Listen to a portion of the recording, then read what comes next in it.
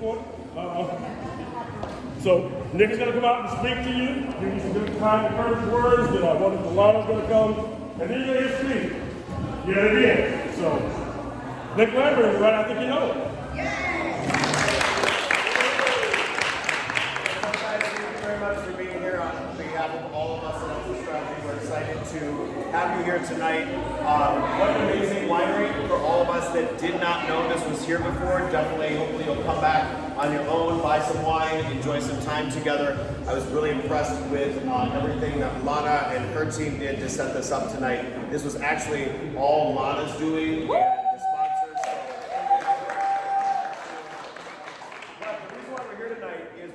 To you about investing in your community, whatever that community is, and more importantly than just investing in community, investing in your own future and your legacy.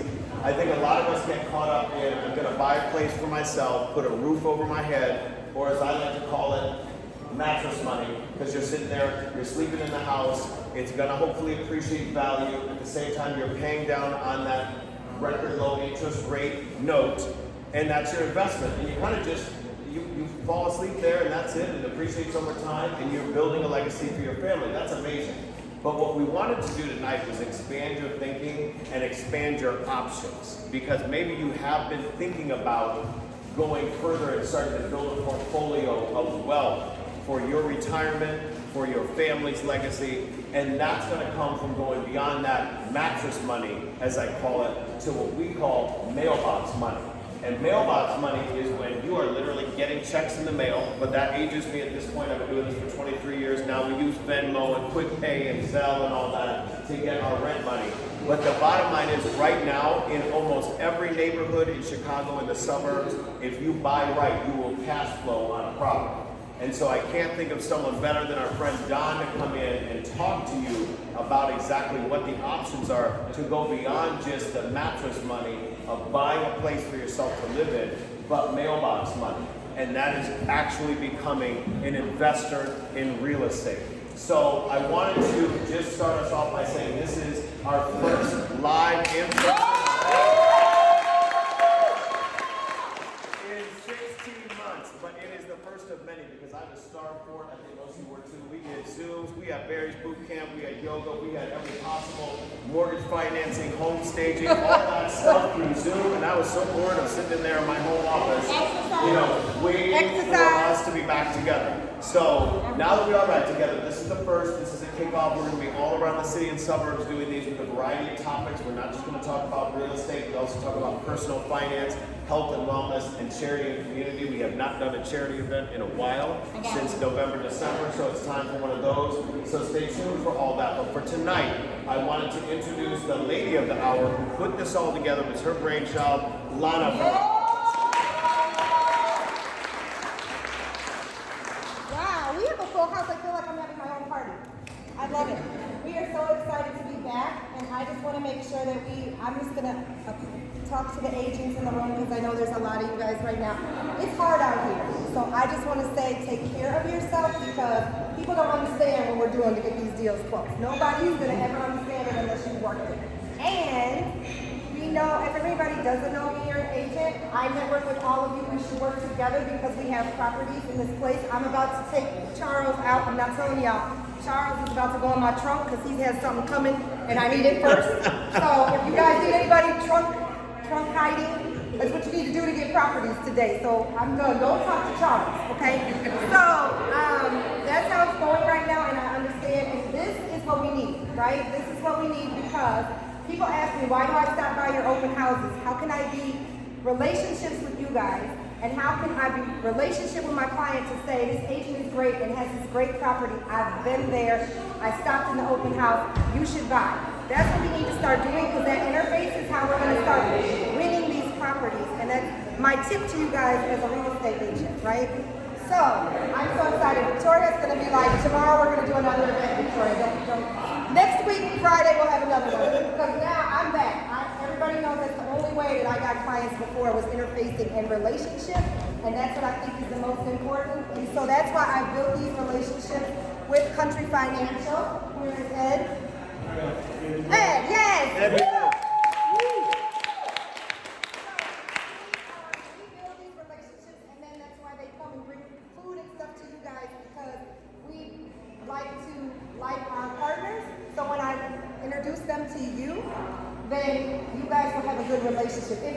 They know I will call them. Okay? They know. We're not gonna say. So, also, I want to thank Don, of course, which will be coming to you. And, we have like a whole lot of regions in here, right? Oh, he is like ammunition. So can we just say, like, I think y'all are standing. So but we if somebody should can like put your hand up. We got Lynn over here. We got Mike. We got some others. So if you guys just say we are. Now this is the money, okay? You see the green? You got money. So that's what y'all want to talk to at the end because that's how we get these deals done. If they don't have the money, we don't have time. I'm sorry. We're too busy right now.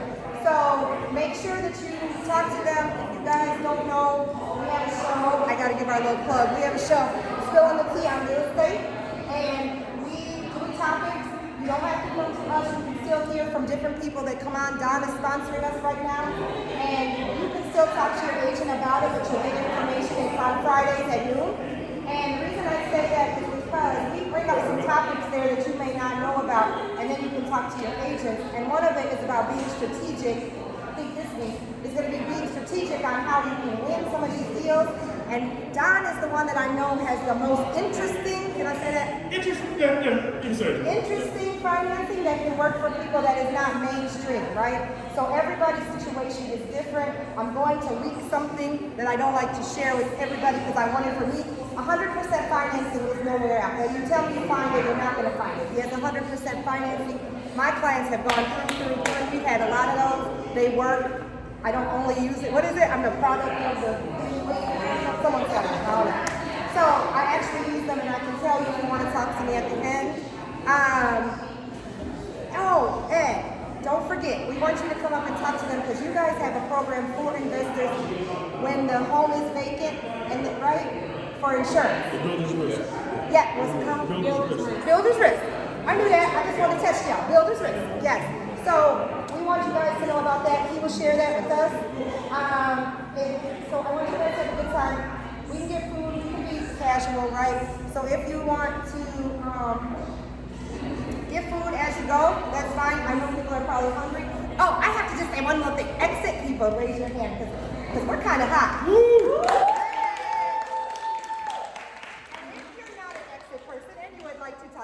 You can always talk to any one of us and you can come and join, but we are a family and we support each other. So that's what we're going to do. I'm going to kick it to Don, who's going to talk about investment. We'll leave time for questions. Make sure you remember them, put them in your phones. He'll answer probably anything he can legally answer. So, okay. Well, illegal stuff. Thank you, guys. Good evening, everybody. Can you hear me? It's not too loud. The people up close is gonna get it. Y'all in the back, you'll be okay. So I'm Don Meadows with Regis Bank. I do loans. I provide financial literacy. And what's important to me is that you understand what it means to buy a home, an investment property. And how does that look for you? Because when we talk about investment, what does it look for? It's different for every individual. Because who in this room brings their gross income home? I'll wait. Talk amongst yourselves. Yeah. So, investors, how do you invest? What's the important tenets of investing? You have to look at multiple aspects. If you own a single family home, you're building your foundation. But if you want a 2, 3, or 4 unit, that's going to require down payment assistance. That's going to require money. Your average 2 to 4 unit down payment is 25% down. I want you to look at that number. 25% of 200,000 is 50,000. 300,000, 75,000. How many of your customers have that before? Some of them do. Some of them don't. We have a product because we're a bank. It's our money. We're allowed to do what's called cross-collateralization. That's a big word, right? That's my $2 word for the day. I've been drinking wine, so I'm not going to say no more $2 words. Cross-collateralization means that I can use the equity I have in this house to pay for this house. It's called a smart solution. And we already think of a problem. A lot of people think of problems without a solution. I have a solution without a problem. So cross-collateralization will allow me to use the equity I have in my current home to buy a 2 to 4 unit. It can buy a condo hotel, a barn home, 25 acres of land. And I'm using the equity from the home I already have. And it can be an investment property, It could be your new primary residence. You could do a condo tail and buy your kid that won't leave your basement a place to stay. And of course, none of you have kids at your house right now. So you're not old enough to have kids at your house. So what's the reality? So Fannie Mae has changed in the past, what I say, 30 days, Scott? Give or take. Fannie Mae said they don't want the investment in the market the way it was. They don't want greater than 7% investment. What does that mean for family? You can't have more than 4 homes as an investor and get a Fannie loan or a Freddie loan. So that puts you back to QM mortgages. Who in this room knows what QM mortgages are? Anybody? Other than the people that work for the bank. Nobody? Qualified mortgage.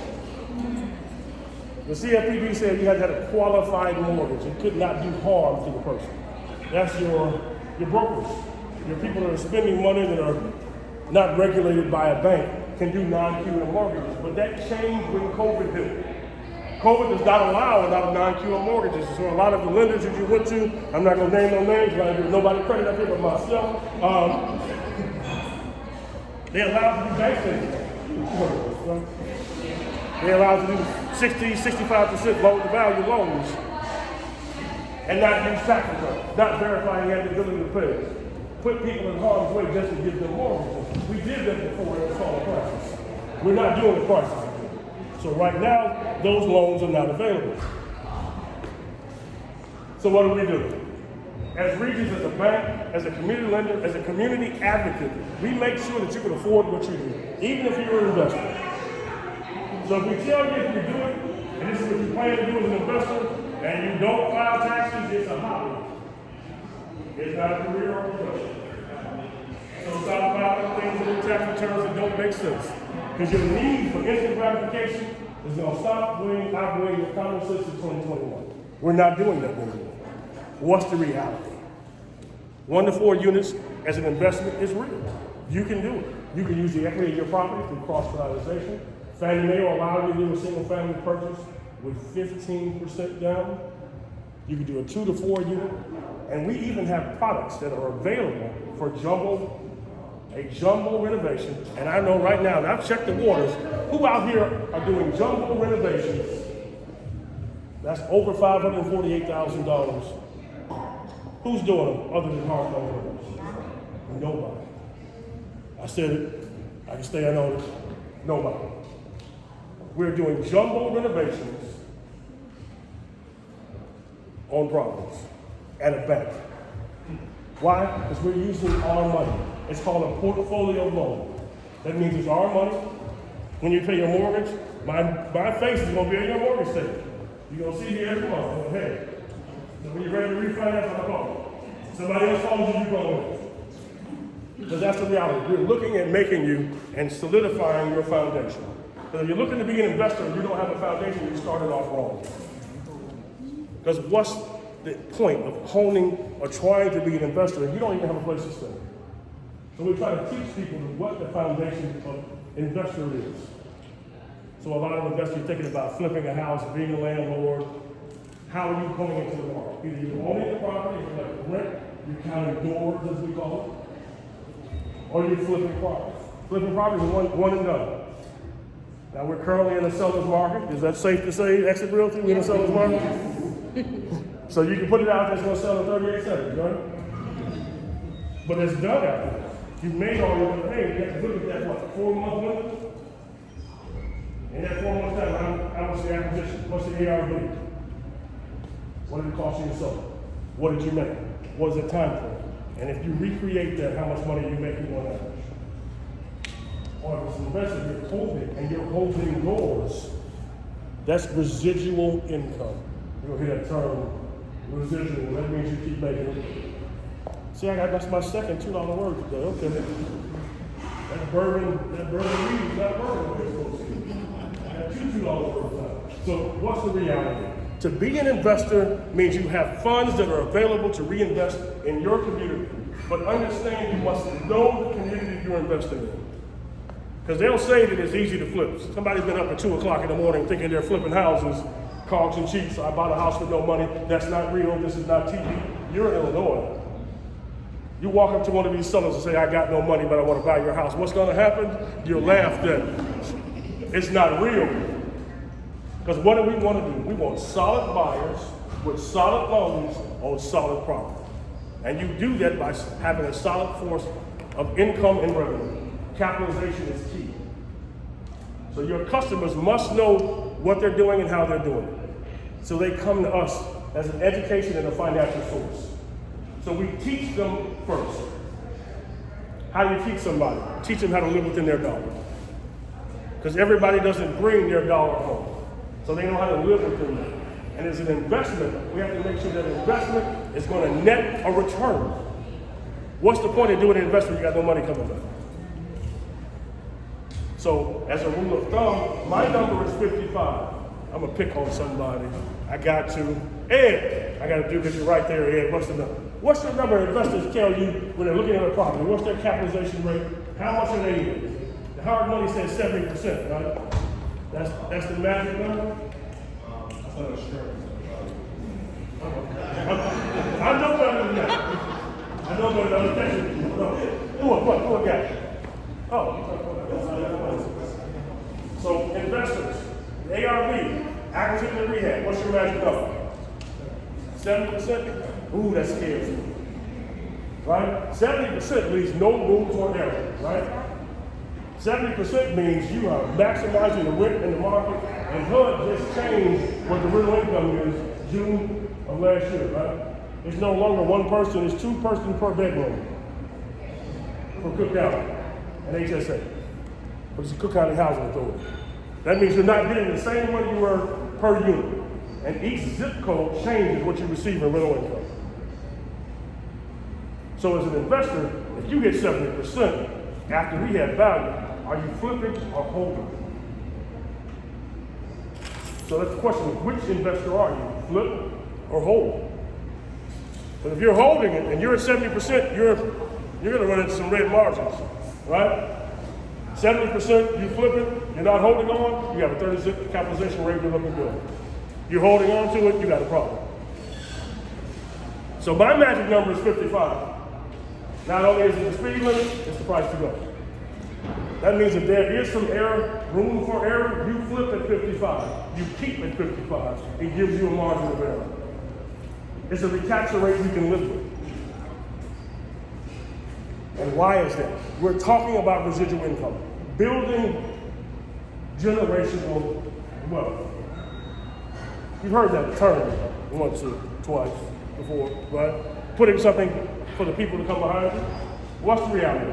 As a community, we were last in 2020 for purchasing homes and increasing financial weight. We lost more as a community than any other group, in any other financial group, in any other demographic during the financial crisis. So what do you think happened in 2020? Just saying. We don't invest in our own community. They just took $100 million for agricultural growth in Inglewood. In Inglewood. And you can melt somebody down and pour them in Inglewood. I saw this pretty little lady jogging on 69th and Loomis the other day. That's no blonde girl just jogging. By Sherman Park. Who knows what Sherman Park is? Anybody? Yeah, I'm not walking by Sherman Park. And she was jogging by Sherman Park. I'm not gonna do it. No, not me. So the change is gonna come. The question is, are your customers, are your investors, are you ready to be where the change is gonna be? Where were you 12 years ago in Brownsville you couldn't go to? Where were you? You weren't there, right? And Brownsville is what? Who? Glowing. And you weren't there. Where was Pilsen 10, 12 years ago? Where were you? You weren't there. And other people in the community saw the community, the worth of your community. People want to live in a metropolis.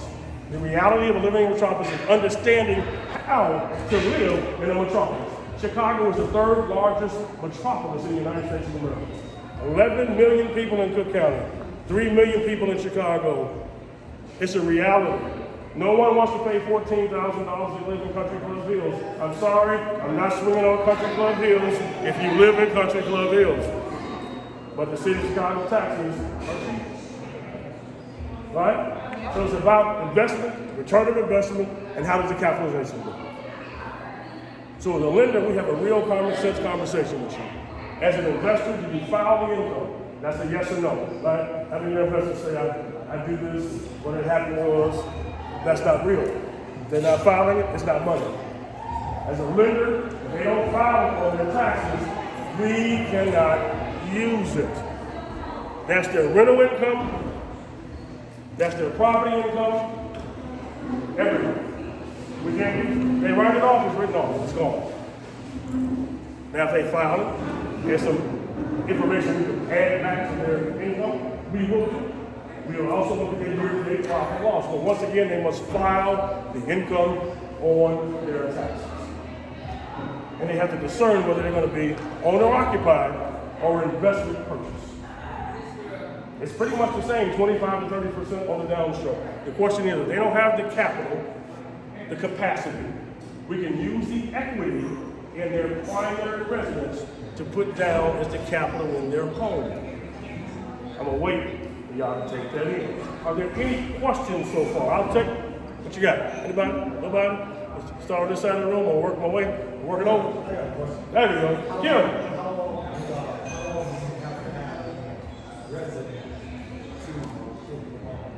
Are you in the residence? How long have you owned the residence? 6 months? Have you owned it for 6 months? Has she owned it for 6 months? She got to have some equity position. Yeah, she got to, you know, like this. As a lender, we're looking at she's actually lived in the property, made some mortgage payments, been on time, has got his credit report. She didn't buy it today and I want the equity tomorrow. We're not doing it. That's a good question though, Joe. I like that. I'm about to watch it. Anybody else? Yes. Can you explain again, I don't think I heard it correctly, but maybe I did, about if I don't have the down payment, but I have equity in my home, that I can use that equity in my home towards? Very good, Nick. So let's say, that's a twofold.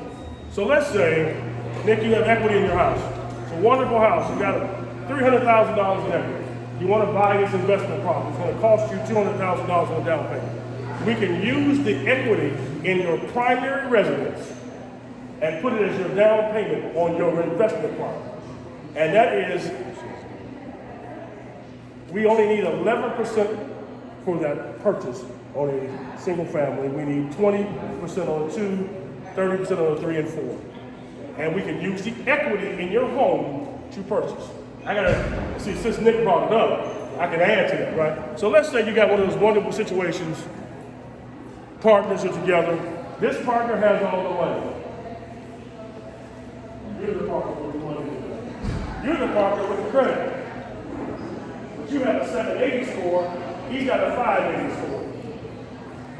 We're gonna use her credit score. Now tell me about it. I use the highest of the 2 credit score, not the lowest, when I'm doing the same loan that it's talking about. And we're gonna use her 780, not sure or 580. But we don't use your money.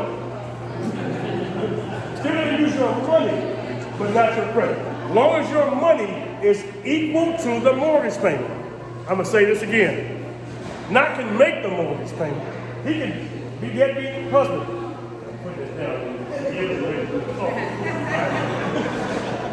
He can make $4,000 a month. If the mortgage payment is below $4,000, we can do that using his income, her credit. I'm gonna wait because y'all not listening to me. Maybe I'm gonna talk to y'all. How y'all doing? So picture that. How many clients you run into? Well, one of them got bad credit. One of them got good credit. And you can't use either one of them because he and she have bad credit.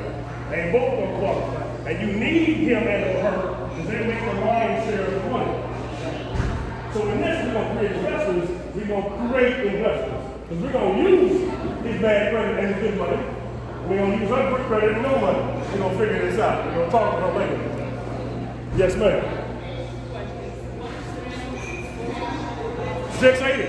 680, and I know if it's owner-occupied. So if you're looking to do owner-occupied, because that's a different conversation. Are you owner-occupied for a multi-unit or owner-occupied for an investment? Take your time. We can do both. Well, for this, I'll be an investor, but So if you're going to do investment purchase, if you want, you can do 11% down on that option. And for a single family, you got to do 20% for a condo, 25% for a two unit, 30% for a 3 to 4 as an investment. Okay? Owner occupied, what are you trying to do? The door's open. Owner occupied, I have 100% financing with no mortgage insurance. Owner occupied, I have 3% down and I'll pay all your closing costs, including the appraisal. no, if you own 2 4 units. You own 2 4 units. Yeah. Okay. And you don't have a single family. Just And you want to do what? purchase another. Another 4 unit? Yes. Okay. Owner occupied? Okay. Let's go.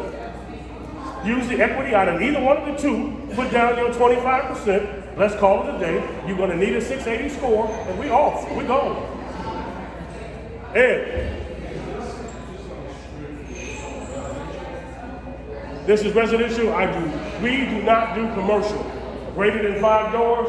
We don't do greater than 5 doors. Good? So then the equity in your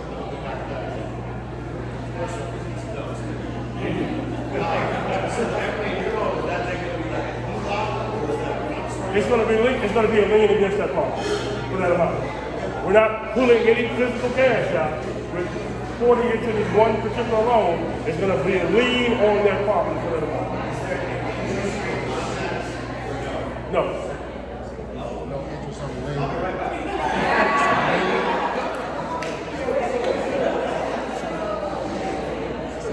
Take your time. Wait, Kim. I can't. Ladies first. I got you. But in commercial space, it's 50%. We have to be 50% residential, 51% residential, 49% commercial. right. So let's go. Meaning that the square foot is less than the residential. That's correct. So let's go. What you got? But watch this. You must be in that line of business. I want to clarify this for you. You cannot simply say, I want to buy a mixed-use property. I got a doctor's office down here and I cut hair. That's not going to happen. You have to cut hair in that commercial space. We cannot give you a commercial space if you do not have a commercial business. So wait, you can't rent it to somebody else? We cannot give you a commercial space if you do not have a commercial business. You cannot rent it to somebody else. You cannot collect the rent from somebody else. If that's not your line of book of business, you can't do it. Forever? For never. For never. But I hear you say you have closing costs. So, see, now you're getting it. See, now you jumped in my business. Okay. So let's say she's talking residential purchase for your own house. So I have a first-time home buyers. You cannot have title, which is the problem, because you can't have own house in the past 3 years. We have 3% down, and I'll pay your closing costs. That means I'll pay for your appraisal, title, transfer stamps. I'll pay all your closing costs. We will not pay for your escrow accounts. Your owner's insurance and your property taxes are yours to pay. But you will not have any closing costs to pay. Not even an appraisal. And it's 3% down. And I dare somebody to beat my interest rate, I'll fight them. I'll fight them in the streets. Y'all laughing, I'm serious. I'm serious. A lot of anybody beat my interest rate, you know? Anybody, you will not beat me. I dare you. I dare you. I mean that. So yes, I will pay your closing costs. That is including the appraisal. And it ain't just me, I got team, I got crew. I came in, I brought my gang with me, we gang banging. You got it. Oh, I'm sorry. Hey. If a person has a new home, would they be considered as a first-time home buyer when they go into a transition? Well, she said if a person has a mobile home, will they be considered a first-time home buyer? Well, it depends on what products you pick. So some products look at the fact that you own title to a property in the past 3 years. Some look at that you don't have title interest in the property at all at the time of closing. It depends on what you're looking to do. Now, IDA will allow you to buy another property while you own a property, and they don't care if you're a first-time home. That student loan thing is dead. Don't ask me about it. It's done. But they will allow you to buy a single family or a 2-unit with $6,000 down payment. If your earnings are less than $111,000, that just went up 2 weeks ago, $111,240. If the individual that is purchasing, not the household, the person that's applying for the loan makes under $111,000 and they already own a home, I will allow you to buy a single family and or 2-flat that you're going to occupy and give you $6,000 for closing costs and have a reduced mortgage insurance while you own a home, treating you like a first-time home buyer and allowing you to become an investor and using the state's money. Yes, ma'am? So in your couple, if the one who has This the number right here, this is functional number? Okay. if the one who has the money, can they have a property already? Say what? The one that has the money, the one with the bad credit with the money. Now he's bad credit, she has the money, right? No, he got the credit. He got money and that credit. He can try He have a something. house? He ain't got nothing. Actually, he can own a house. Him? Yeah, he can own a house. We don't care what he do. He credit back. He can own a house. When we talking about investment, right? They can both own a house. I don't care. And is there a cap on how much rich Income? They can be rich. They can have Oprah Winfrey money. Come on, let's go. Let's go. He shouldn't be rich in bad credit. We don't talk to him sitting with our credit counselors. You're gonna work on your credit together. We're gonna talk about it. Stop using the credit cards. So, what's the reality of this? This looks at you as an individual because it's our money. As a lender, we do portfolio lending. So Fannie has its restriction, Freddie has their restriction. And trust me, as a bank, we have our restrictions. It's not clean. But as long as you make it make sense, if the loan makes sense to do, we will do it. We don't do what didn't happen to us because that's not going to happen. So it's got to be real. You can't have money you finna get. You can't have a tax return you're about to file. Right? This has to be real. So sometimes we're going to have some real conversations and your clients will call us back. Donna was mean to me. It's not true. I was honest with you. Because I'm going to say this, and I learned this a long time ago. Money doesn't lie, people do. Let that set in for a second. Money ain't never lied to nobody. It ain't picked a fight. It ain't talking about who spent it, who bought it, who touched it. The reality of it, how many customers have told you their credit was 700? How many? We got it back, it was 545. They currently paying their bills with it. Right now they late. And they in contract. How many customers said they had money that didn't exist? How many folks said, I pulled my credit from Credit Card? If they do that one more time. What's the reality of this? We're going to be honest. Because I'm going to be honest with you. I'm going to say our customer is not, what I say, Lana, our customer is not cooperating. Get them. And Lana was going to get them. I think it's, I think it's Victoria. But go get them. Because we are a partnership. And I want you to remember this. It's hard to do this by yourself. No one got here on their own. I didn't.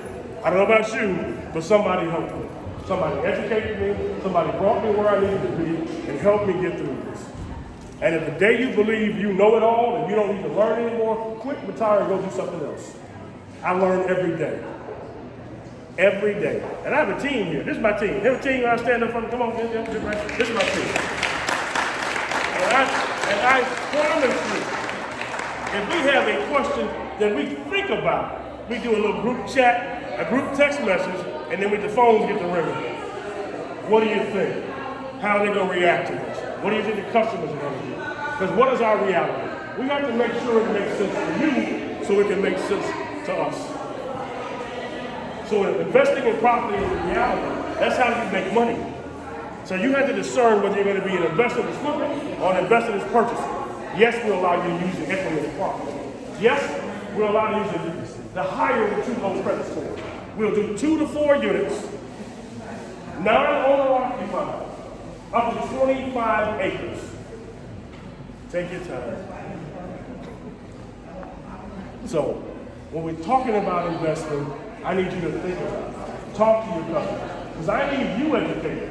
Because when you're talking, you can't send everybody to me, even though I want you to send everybody to me. I do, but that's not real.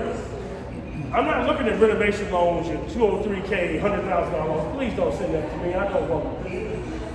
I don't want to do it. I'm not going to do it. I'm going to refer you to somebody else. Send us the first time home buyers. Send us your investors that are looking to do something. Have an educated conversation with them so we can teach them how to be an investor. Because they don't know. They paid $500, they did a class, they went up at 2 o'clock in the morning, they did something stupid. We're going to get them grounded. And I'm honest enough, we're going to get them grounded, have a real conversation about financial literacy, and show them how to buy a property. Because with our program, it's our money, how about a student loan at with a zero payment? Who's doing that? Do you know? I'll wait. Anybody? Anybody doing student loans with a zero payment? Did you know? Nobody? Okay. FHA just changed their guidelines by the way. They put a little cookie in there. They dropped it to 0.5% versus 1% for FHA. So if you got $200,000 in student loans, now you only have to pay $1,000 a month in student loan payments. And I just want to say, because they look confused on that, but it really happens, and we've had, like 5 or 6 of those deals that have happened with that, taking their loans down to the, Right, so. From how much, like 60, 80? So how many we did, Ron, at this point?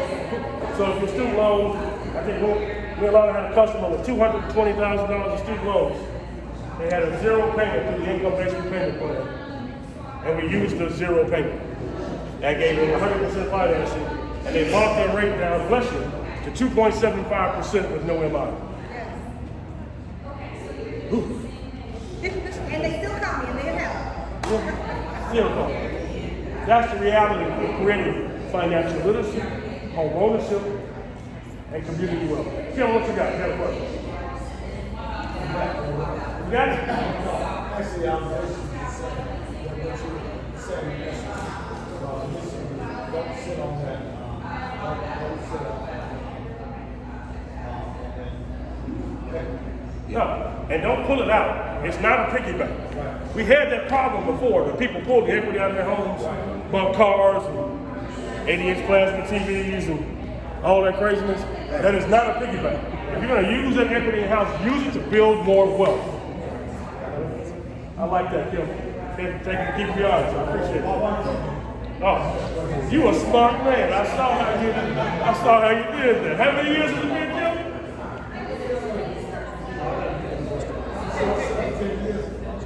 I'm gonna ask her.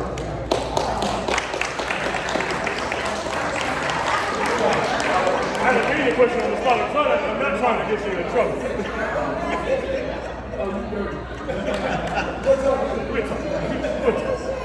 So, any questions?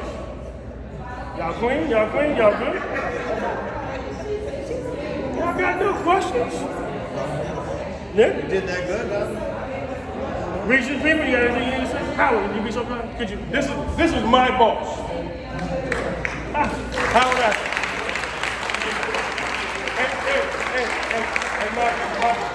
My Jewish reference, and he's a minister. He'll tell you what I'm doing. So I'm the boring guy. You're the money I man. am. I'm the underwriter, I'm the appraiser, I'm the credit guy, and all that stuff. What's that? And we built a wonderful team. And how many of you are first generation? First generation. Sorry. First generation American.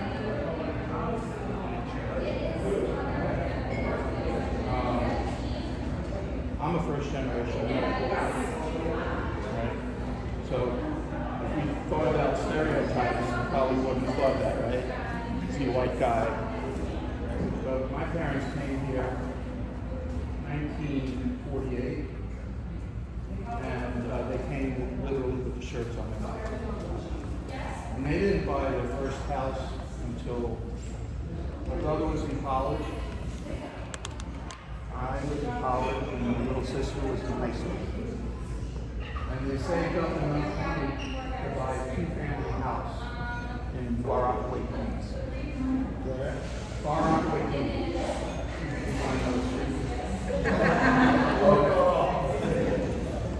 So I've been in the business a long time. I'm the past president of the Illinois Mortgage Bankers Association. And John Meadows is my brother. He is my brother. Victoria here is my sister. And we love each other. And these guys back here, that we are a family. And we wake up every day, and what I want to do every day is what's simply called sustainable home ownership.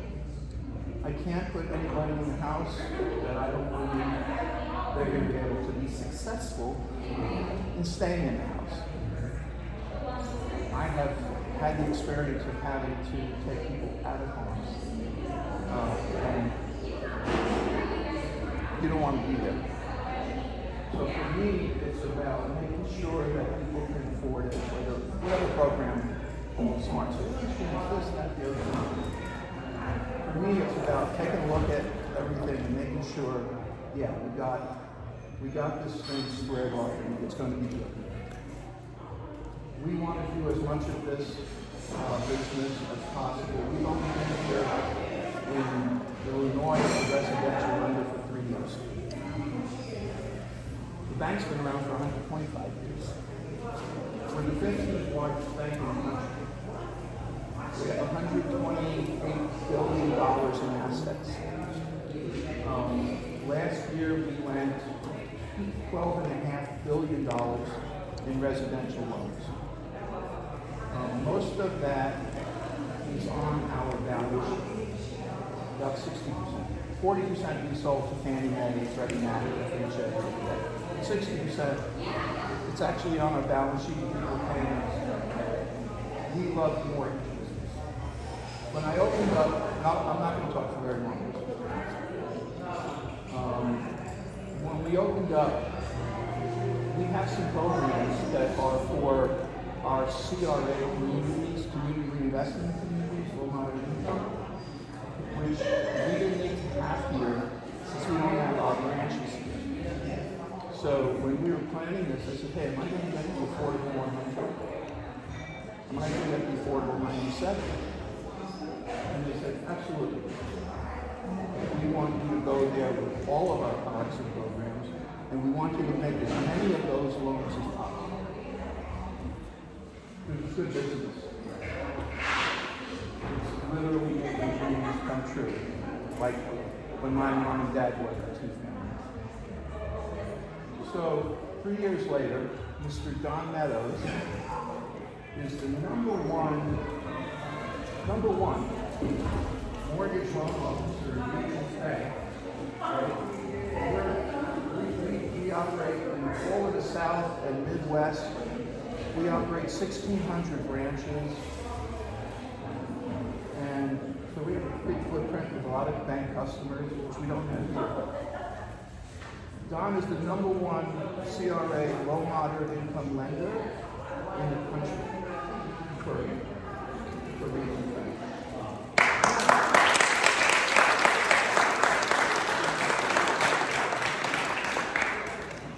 Not going to be able to make every loan.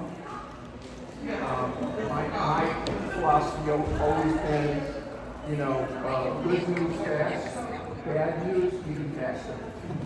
Right? So if we can't do something, we're going to try and tell you, and we're going to tell you why. And then we're going to work with that customer because it's not no, it's not now. Right? So that's my commitment to you guys. You know, well, I'm so happy to be here. It's happy to be out anywhere. It's fantastic. My first time, except I went with John to the Cubs game last night. That was fun too. But thank you. I look forward to getting to know all of you more as we do business together. I've given out a lot of business cards. I'll leave this here. If you have one, call me. I also will invite you guys to let me do what I call a mortgage 101 class where I can turn you all into underwriters in about an hour.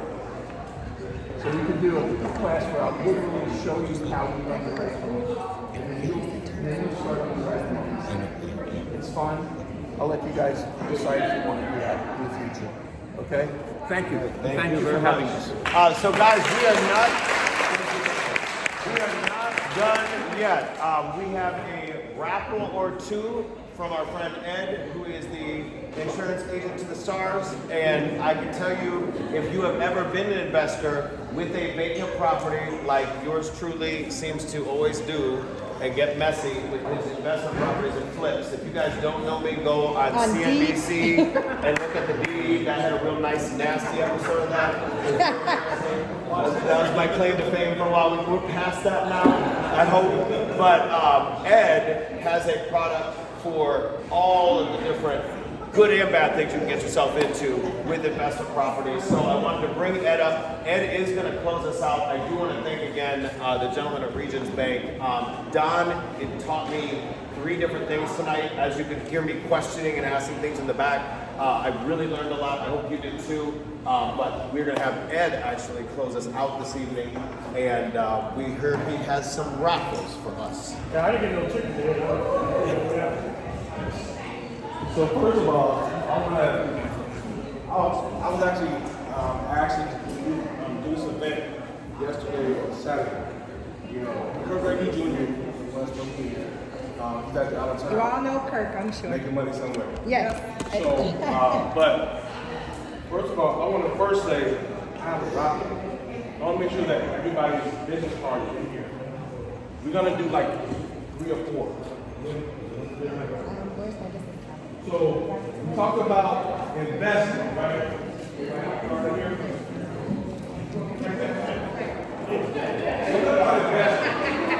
So how do you protect that investment? How do you protect that investment? So you buy a building for $50,000. You put in $150,000, right? But you're only insured for $20,000, or some people don't even insure the properties. That's not right. Fun fact: most people spend more money on their car insurance than they do on their investor properties. How much is your car? What did you buy your car for? Exactly. Throw it out. Paid off. Okay, he paid $25,000 for his car. He pulled out $50,000 out of his 401k so that he could buy this property that we have. Okay, trust me, he probably pays more for his car insurance than he does for his home insurance. That's not where you want to be cheap. Okay. So then we talk about, let's do a raffle. Oh, you guys can sit around. So we're gonna raffle off a mobile car wash. So they're gonna come to you. Who's the first person? Charles. Oh, Charles, it's from before here. Whose card is this? No name on it. Must be present to win. Okay. No name. Nobody's gonna claim the card? That's her husband. That counts. So does anybody understand when you buy a house, you want to tell the truth? You want to say if you are living there or not. It's not a problem. Don't lie. Because when you have a claim, all the truth comes out. You know what I'm saying again? When you have a claim, the truth comes out. Okay? It's okay to have a vacant building and get insurance on the building. I want to hear it again. It's okay to have a vacant building and tell us that it's vacant. That's a hard question. Is that we insure vacant commercial property? Yes, ma'am. Vacant buildings are okay. Let me tell you a story. Vacant building. Person said it was owner occupied, right? They had bought about 50,000 in equipment. They had saws in there. The builder had the wood in there. Let me see. Somebody broke into the property. Imagine that. And they stole all the materials out of the property. Okay? That's what builder's risk insurance is for. If someone breaks into the property and steals the things that you are using to actually rehab that property, that's what it's for. We know that happens. So companies actually charge for the risk. So if you tell us up front, okay, you know what? This is a vacant property. It's going to take us 3 months to get it fixed. You might pay a whole year, but guess what? If you finish it in 3 months, you get that money back. And then you change it over to a regular policy. So, like I stress this thing, it's like, at least tell us the truth. Because it's gonna help you builder's risk. Investment. Anybody know that if you have an investment property and say the house catches on fire, you know, you've already done all that we have and you have tenants. Most policies pay for that rental income while that property is empty while you're fixing it. If you say you're living there, now that's taking one source of income away. So say you have a four-unit building, and you say you live there, and you have a fire. They will probably only pay for 3 of those units because remember, you said that you stayed in one of them. So now we're going to only give you the money for 3 of those units. So say you needed all that income to actually pay that mortgage. What happens? Now, I'm going to tell you what happens. You know, the claim just goes out, looks at all the units, you don't live there. They actually cancel your policy. Pay the claim, cancel your policy, but now it's hard to get another policy, and that actually costs you more. So tell the truth. At least tell us the truth. You know what I mean? We're gonna always work with you. You know what I mean? You might actually close a certain way, but as soon as the close is over, I stress, tell us the truth after the closing. You know what I mean? So if you're saying it's owner occupied prior to the closing, after that closing, call Ed or Kurt. This is actually important. It makes a big difference. Okay. Whether it's a commercial deal, so they want to ask about is that a commercial property? Yes. There is anything that you want to do, it can be done as long as you tell the truth. Okay. You got. I can stress about if that can do anything, it's about telling us the truth because when the claim time comes, they're gonna find out the truth. I promise you, they're gonna find out the truth. So I tell people, just tell us what's going on. So again, builder's risk is something you want to have with the closing. I don't care if you close on the 2 or 3 Ks, if you close up on a 4-unit building, if you're closing on a vacant warehouse, it's okay. It's not a big deal. It's not a secret. just tell us what's going on, because again, people don't get mad until claim time. And I promise you, I've got calls and I actually look back on emails and I've asked, is this owner occupied? And people say yes, but then when the claim comes, it's different. And I'm gonna give you another example. I'll give you an example. I've been doing this. So let me give you my background. I started insurance in 1995. I went into the mortgage business. I was actually wholesale for 17 years. So I do understand the mortgage business. I do understand when you have a 4-unit, you might put the person in the basement and say it's owner occupied. I'm just saying this is the truth. You might put a person in the first floor and say it's on the rock end. I don't care. You know, I'm not the mortgage person. But when the time, you know, when our claim time comes, I am gonna care. And actually, you're gonna care because you might get that call that says, you know, this was wrong. Your customer is gonna call you and say, you said this was okay. Okay, because trust me, they don't know what to do. The clients are listening to you. Okay, so make sure they know that after close, you need to call your insurance and tell this guy that I don't know what. Because it actually makes a difference. Like I said, I did mortgages for a long time, so I do understand. I understand the debt ratio. I understand how low. So if you guys are sending us deals, tell us what you're working with. Tell us that, and we need to be at this monthly payment so that we're not working at the end to actually work backwards. Tell us the whole deal up front. So, because I know underwriters only want to see something one time. Is that correct? One or two times. If it gets to 4 or 5 times, what happens? We know it now. If they have to keep sending stuff back and forth,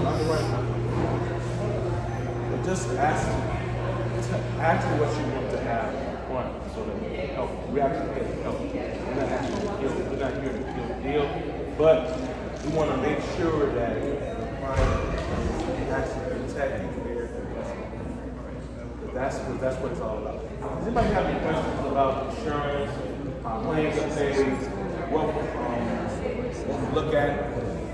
You said when you do the building risk, you have it for 3 months. If you don't, after 3 months and you haven't needed it, you send that money comes back to you, and then you refile with another regular insurance claim. Yeah, so builder's risk, you can get so say you have a 2 or 3K loan, right? And you say, and I'm gonna finish, it's actually vacant, but I'm gonna finish this deal with, we have it in 90 days. Okay? But sometimes we may have to pay the whole year up front at the closing, right? So if you finish in 90 days, we're gonna get that balance back. The reason why, because builder's risk for vacant properties costs more than a regular policy.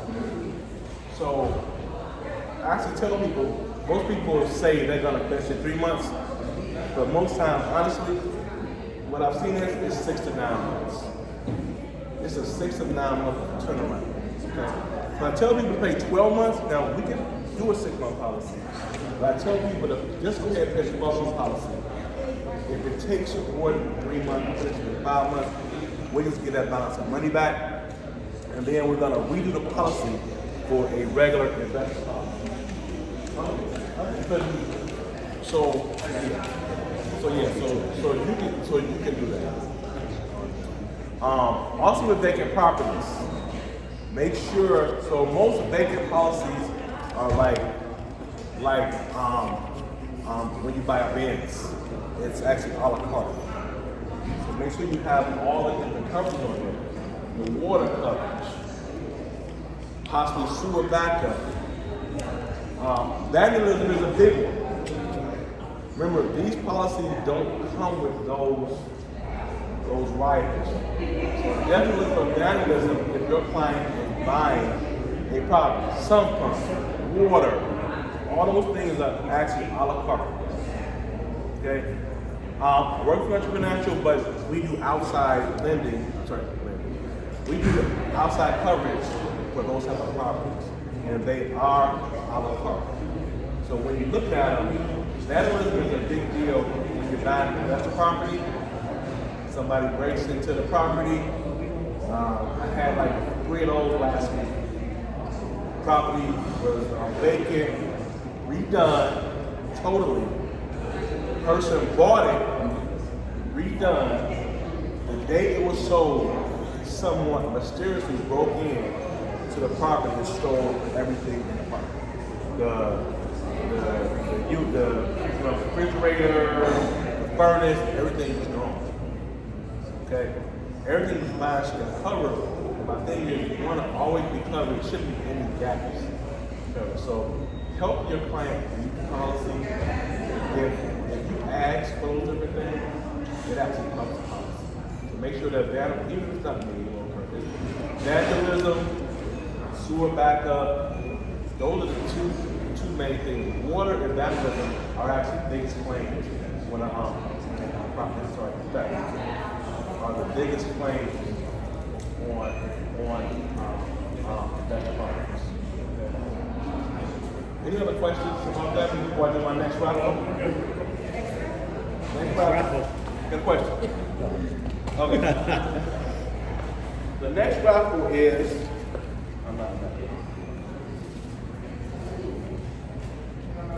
I think your own name is.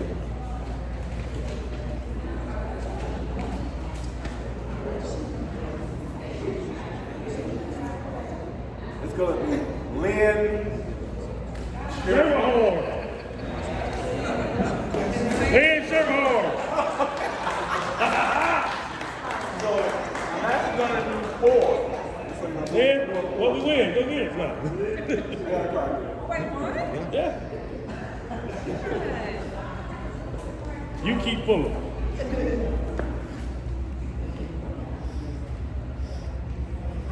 Darren Moore.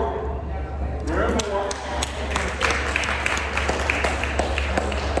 We're going to go in the back and grab his last one.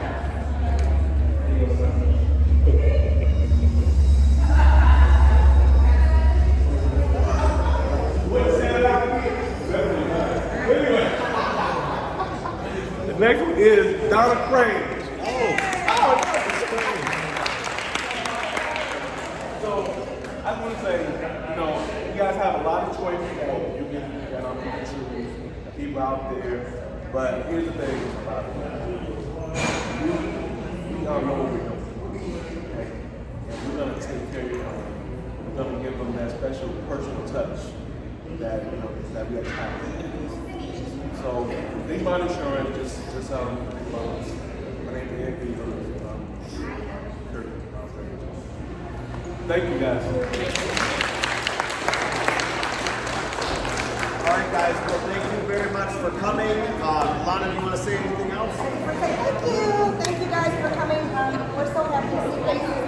If you have questions, because some people were saying they want to talk to them individually, please do that. I don't think we're kicked out yet. Nick and I have been kicked out of better places. We've been kicked out of better, bigger, and best.